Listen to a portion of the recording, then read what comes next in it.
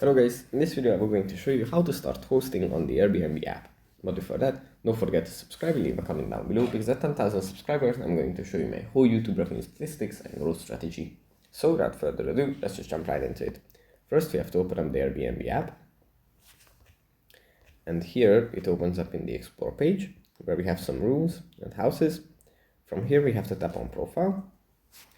And in Profile, it opens up like this. We have to scroll down a bit, and under the hosting section, we have to tap on list your space.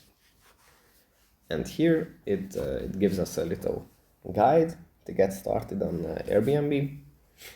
And then we can just tap on get started. And it's going to be a little tutorial on how to do this thing actually.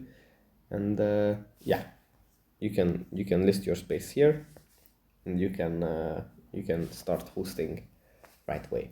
So that's pretty much it for this video. Hope it was helpful for you guys, and I'll see you in the next one.